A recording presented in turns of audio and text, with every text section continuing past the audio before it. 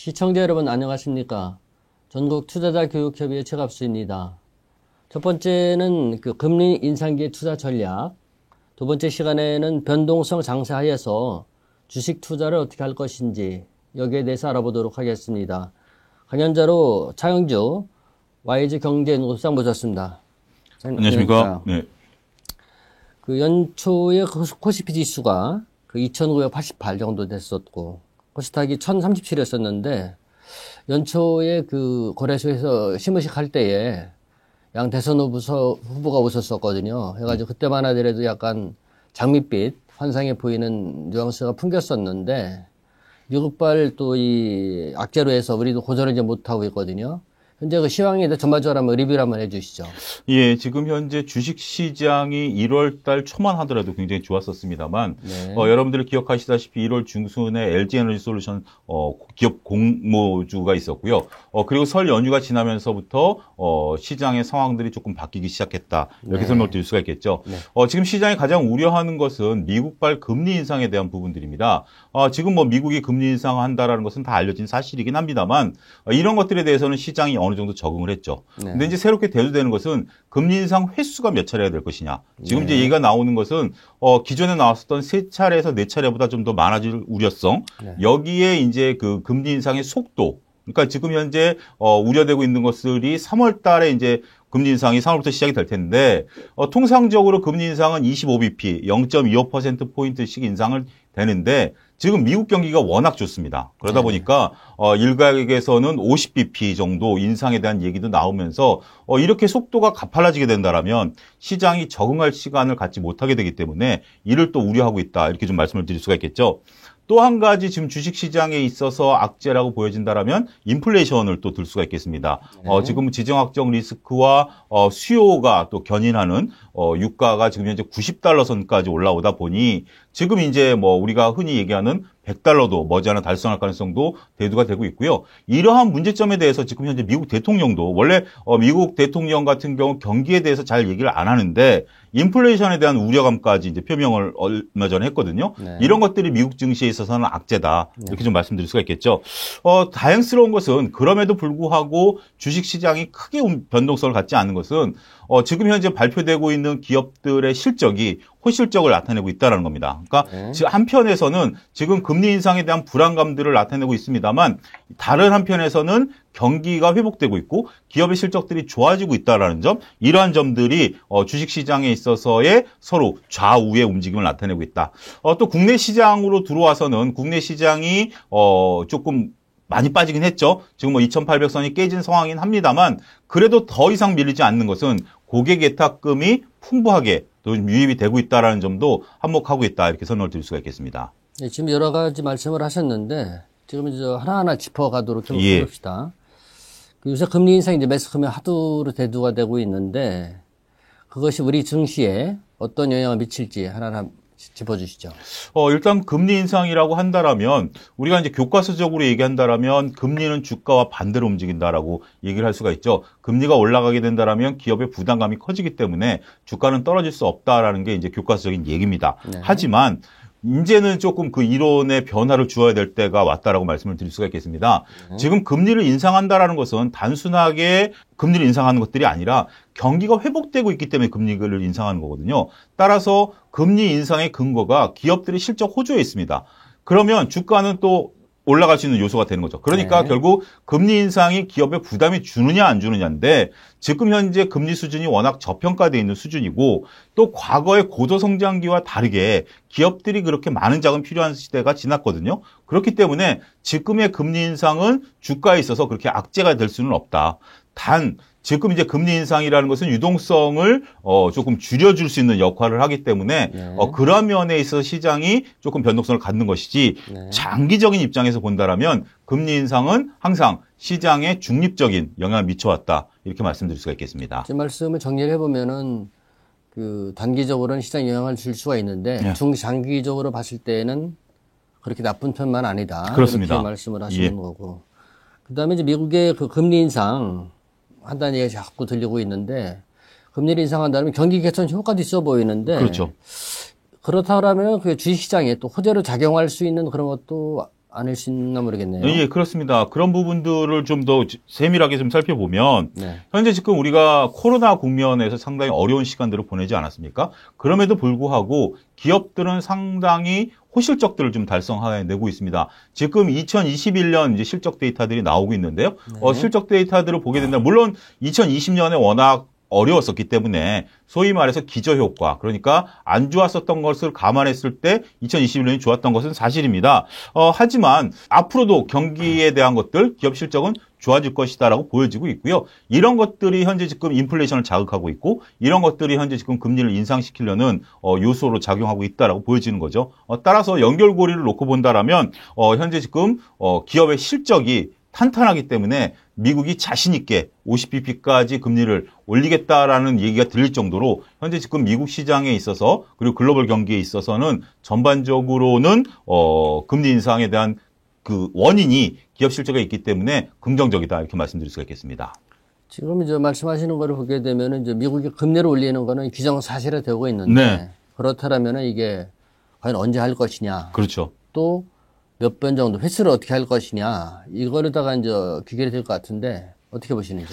예, 뭐 제가 예측할 수 있는 영역은 아닙니다만 그래도 시장에 나와 있는 것들을 지금 보게 된다면 지금 이제 3월까지 테이퍼링이 종료되지 않습니까? 네. 3월까지 테이퍼링이 종료되고 직후에 바로 금리를 올릴 것이다. 지금 시장 그렇게 보고 있습니다. 그러니까 빨라야 3월부터 금리를 올릴 가능성이 있는데 지금 이제 문제시되는 것은 금리를 몇 차례 올릴 것이냐라는 기자들의 질문에 파월 의장이 대답을 안 했다라는 점이죠. 네. 그래서 파월 의장의 지금 속내를 알 수 없다. 따라서 금리에 대한 몇 차례에 대한 논쟁은 3월 달 FOMC 회의 이후에 점도표가 나와봐야 될 것 같습니다. 그러니까 지금 우리가 이제 1월 달 회의에서는 점도표가 안 나오고요. 3, 6, 9, 12에서만 점도표가 나오거든요. 점도표라는 것은 연준 위원들의 의견이기 때문에 연준 위원들의 의견이 나오는 3월 점도표를 봐야 올해 몇 차례 금리 인상을 하느냐를 알 수 있을 것으로 보여집니다.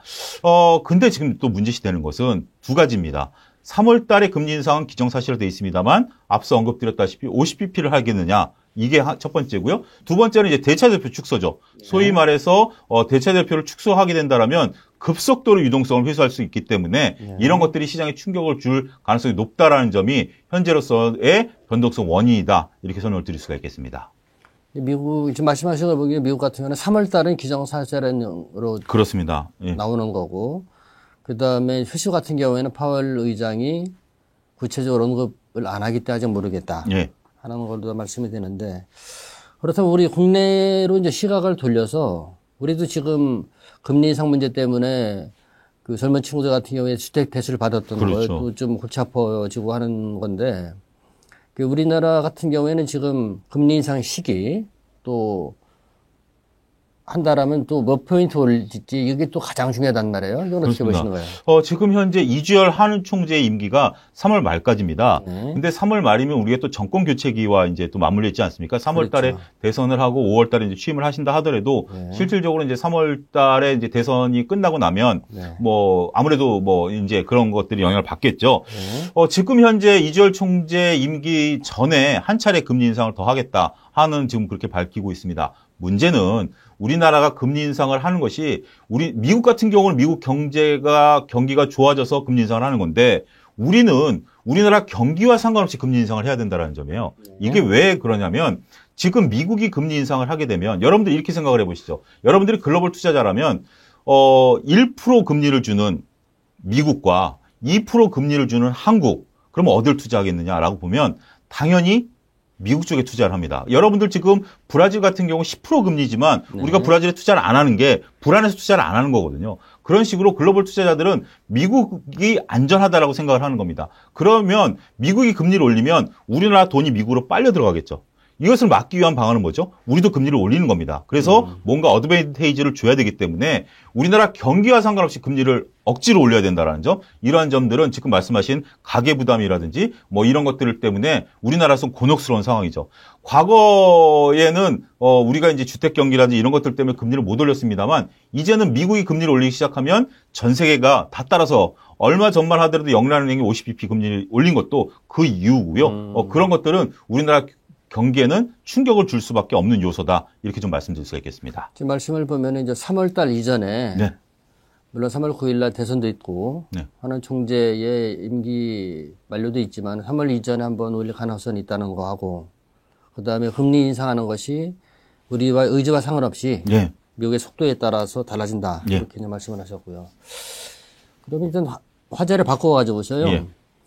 그 원자재 특히 석유 가격 인상이 지금 현재 인플레이션에 자극이 돼서 예. 우리 시장이 이제 악재로 작용하고 있단 말이에요. 그렇습니다. 더군다나 또 이게 최근에 러시아하고 우크라이나 사태도 지금 어떻게 흘러갈지 지금 불투명하고 원자재 수급 문제하고 가격 전망 지금 어떻게 보시겠나요? 이게 지금 굉장히 심각합니다. 우리가 1월 수출입 동향을 보면 우리가 무역 적자를 지금 3개월째 기록하고 있어요. 이게 지금 이례적인 현상입니다. 우리가 수출이 굉장히 잘 되고 있음에도 불구하고 무역 적자를 본 이유 중에 하나가 우리나라는 막대하게 원유를 수입하고 있지 않습니까? 이 가격 인상 요인 때문에 그러거든요. 그러니까 결국 수입이 늘었다라기보다는 동일한 수입에서 원자재 가격이 올라가다 보니 우리가 무역 적자를 기록하고 있다라고 좀 말씀드릴 수가 있겠죠.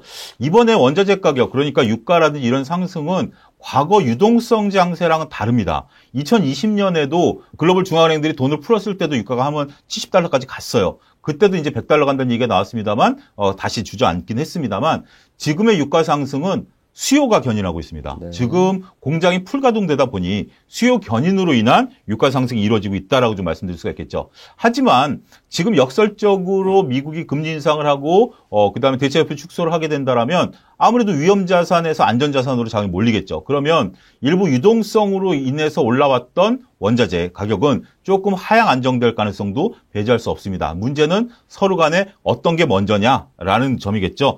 따라서 지금 현재로서는 경기 회복이 빨라지면 네. 유동성 회수에 대한 우려감들보다는 유가를 더 끌어올릴 것이고 만약에 경기가 둔화되는 가운데서 유동성 회수가 된다면 원자재 가격은 급속도로 안정을 찾을 것이기 때문에 향후 경기와 맞물려서 또 더군다나 지정학적 리스크까지 우리가 좀 살펴야 된다라는 점을 거듭 말씀드리도록 하겠습니다. 지금 보면은 이제 인플레이션 같은 게 또 이게 우리 서민들 가게 네. 이쪽으로 이제 화제를 돌리게 되면은 이게 이제 지금 요새 돌아가는 뭐 식당 음식값이라든지 그렇죠. 또는 장바구니 물가 네. 이게 지금 서민들한테는 크게 지금 곤혹스럽단 말이에요. 네. 이 인플레이션 문제가 향후 어떻게 그 전개될 것으로 생각이 되시는지.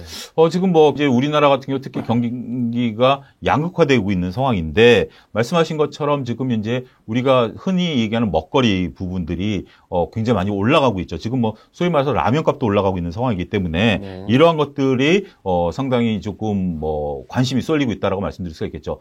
경기가 회복되면서 인플레이션이 생기는 것은 뭐 어느 정도 용인할 수 있습니다. 하지만 문제는 이제 스태그플레이션으로 변화되는 것이 문제죠. 네. 결국 경기가 회복되는 국면에서 우리나라 경기가 이제 막 회복되는 국면에서 현재 지금 뭐 금리 인상 어쩔 수 없는 금리 인상으로 또 된서리를 맞는다라든지 이러면서 경기가 하강 국면을 겪는 상태에서 물가가 올라간다라면 스태그플레이션이 올 수가 있죠. 네. 이런 점들을 지금 우려하고는 있긴 합니다만 글쎄요, 뭐 지금 당장은 우려할 바는 아니다라고 보여지고요. 아직까지는 우리가 다양한 경제 개발 속도를 감안하게 된다라면 현 기조를 유지할 것으로 보여지고요. 뭐 여러분들이 주식 투자 입장에서 본다라면 관련 식음료 기업들 이런 쪽들에 대한 투자 아이디어를 삼아보시는 것도 나쁘지 않다라고 말씀드릴 수가 있겠습니다.